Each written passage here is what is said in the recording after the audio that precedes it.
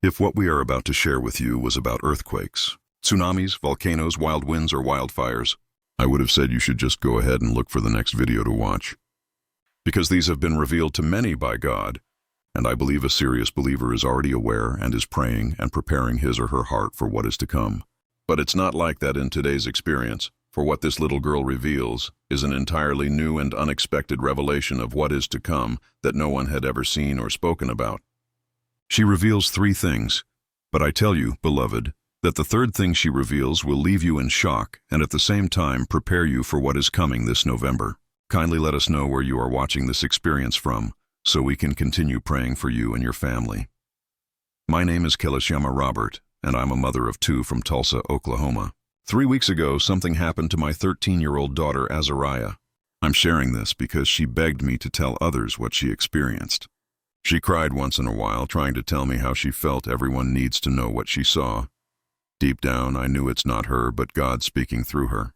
As a mother and a believer, I cannot stay silent about what my child witnessed. I was in the kitchen preparing dinner when I heard a strange sound from the hallway. I looked up and saw Azariah stumbling toward me, her hands clutching her throat.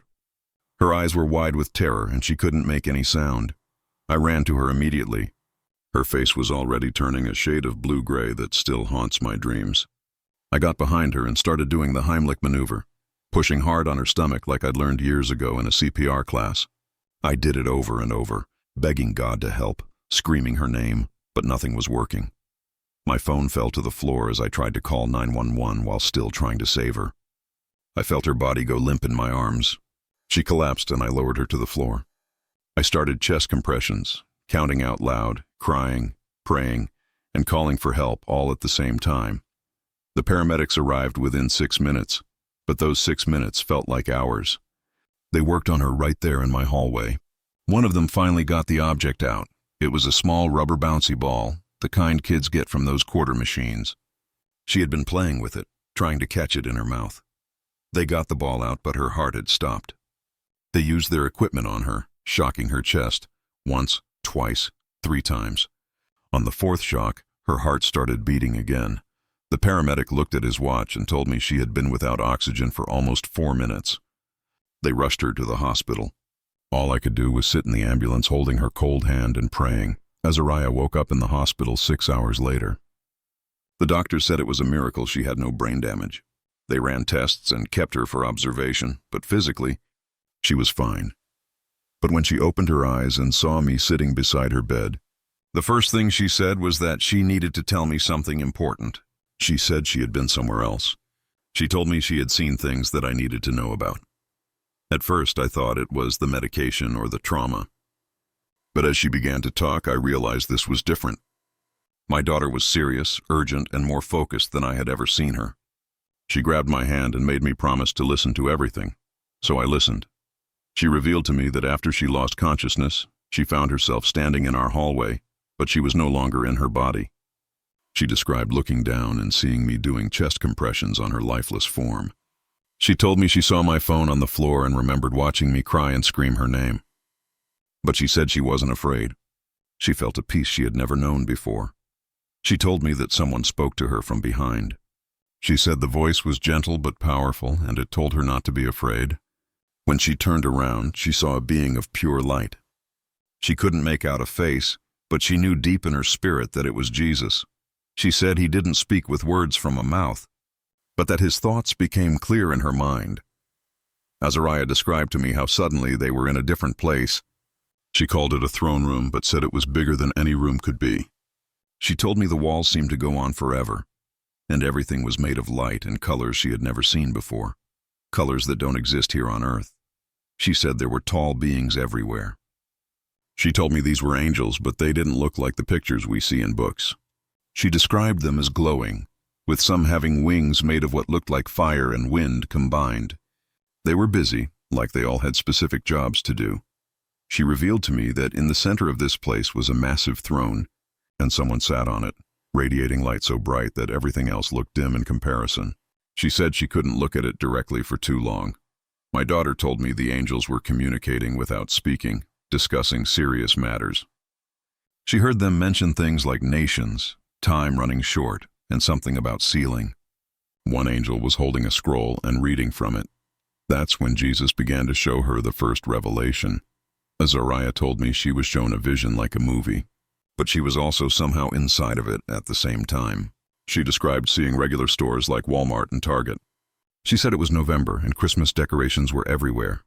Red and green lights, fake snow in windows, holiday music playing. She revealed to me that everyone in the stores was buying the same product. She described it as coming in a small plastic bottle, smaller than a regular soda bottle, with a bright blue liquid inside that almost seemed to glow.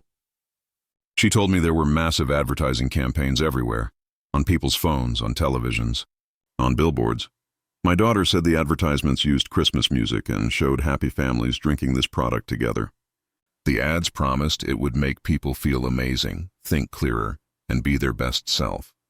She told me the marketing specifically tied the product to Christmas celebrations, making it seem like the must-have item of the season. She said people were buying it in bulk, cases at a time. Everyone wanted it. Then she told me the vision changed to show what happened a few weeks after people started drinking it. She described seeing those same people walking around confused and lost. She told me about a woman standing in her kitchen, opening and closing cabinets, unable to remember what she was looking for. Then the woman looked at her own husband and asked who he was, and she wasn't joking. She genuinely didn't recognize him. Azariah described a man sitting in his car in a parking lot, just staring at the steering wheel because he couldn't remember where he lived.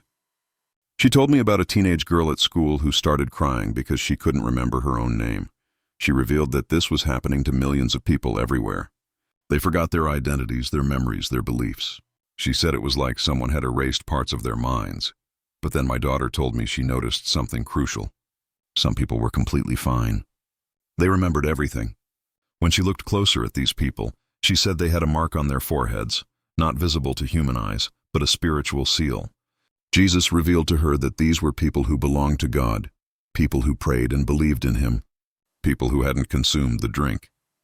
She told me that Jesus explained the enemy would use this product to begin changing people, to prepare them for something worse that would come later. He revealed that the drink would be everywhere starting in November and that Christians needed to pray and warn others not to take it. My daughter told me the scene changed again. She was back in that throne room, but this time the atmosphere was different. She described angels no longer just discussing things, but actively preparing for something. Some were putting on armor. Others were gathering in military-like formations. She revealed to me that one angel was standing before a table with a map on it, but it wasn't a normal map. She said it was alive. She described seeing cities and countries glowing with different colors. Some places glowed gold, while others were covered in dark red or black. Azariah told me the angel explained without words that a war was about to start. Not a physical war with weapons, but a spiritual war over people's souls, over who they would worship. And she said this angel showed her that money was about to change in a dramatic way. My daughter described another vision that confused her at first. She told me she saw people living normal lives, but starting in November, something strange began happening with money. People were making money incredibly easily. She described a man selling an old bicycle and making 10 times what it was worth. She told me about a woman who posted a simple video online and made thousands of dollars overnight. Everywhere she looked in the vision, people were becoming wealthy quickly. She revealed that new phone apps appeared that paid people for everything, for walking, for watching videos, for eating at certain restaurants. Money was flowing in like water. People were happy and buying whatever they wanted. But Azariah told me that Jesus revealed this was all part of a trap. He showed her what would come next. Within short time, many of those same people had wasted all their money. They bought things they didn't need. They stopped working because making money had become too easy. They became lazy and addicted to buying material things. Then my daughter told me the money flow suddenly stopped. The apps changed their rules. The entire economic system shifted. That's when she described something that shocked me. She told me she saw people going to stores, but they weren't using cash or credit cards anymore. They were using something completely different. She described scanners that would scan a person's hand or eye, and then a number would appear on a screen. She revealed that this number showed how much time that person had left to live. When I asked her what she meant, she explained that people were no longer buying things with money. They were buying things with their remaining lifespan. If someone wanted to buy food, it might cost them 2 hours of their life. If they wanted a car, it might cost them a whole year of living. She told me the system somehow knew exactly how much time each person had left, and people could trade their life years for goods and services. Those who had been careless with money during the time of easy wealth were now desperate. They had no money and no options, so they started selling their time. She described people trading 5 years of life just to pay their rent, or 10 years to buy medicine for their children. My daughter revealed that Jesus explained this system was coming soon. He told her it would seem impossible, but that technology combined with dark spiritual forces would make it work. She said Jesus revealed that the enemy's plan was to get people to sell their lives away piece by piece until they had nothing left. The only escape, she told me Jesus said, was to refuse the system from the very beginning and to trust God instead. Azariah described being taken to another place in heaven. She told me this place felt darker, more somber. There was a large window, and through it she could see earth below.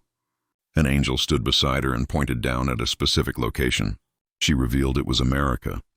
She told me she saw dark clouds forming over the country, not weather clouds, but spiritual darkness. She described them as thick and heavy, spreading rapidly across the nation. My daughter revealed that the angel explained something that troubled her deeply.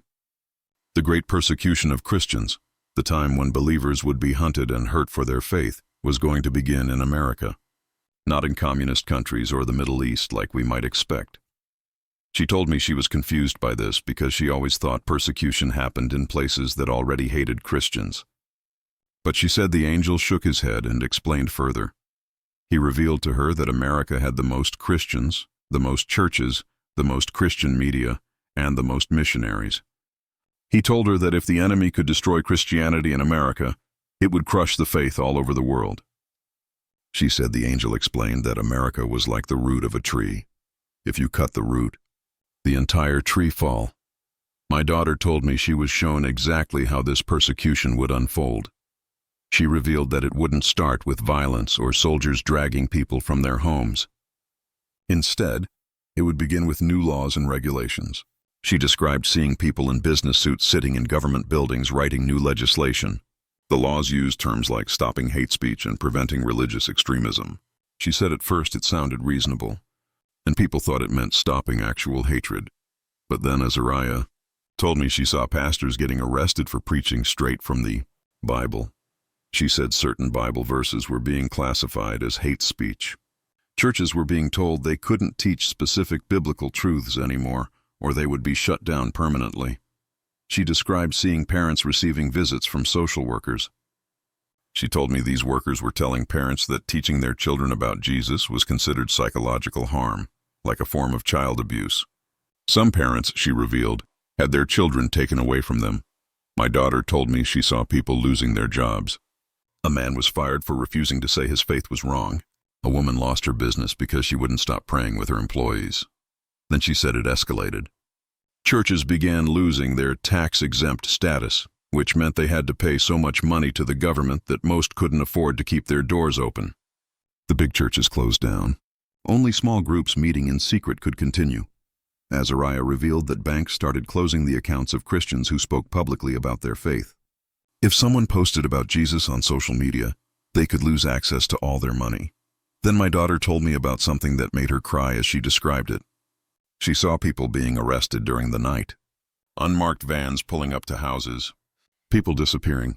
She revealed that some of them never came back. My daughter told me the angel explained that once persecution started in America, the rest of the world would quickly follow the same pattern. She revealed that Canada would implement identical laws, then England, then all of Europe. Australia and New Zealand would do the same. Azariah told me she was shown the United Nations making a major announcement. They created something called the Religious Harm and Unity Act. She said the act declared that any religion claiming to be the only true path to God was dangerous and needed to be stopped.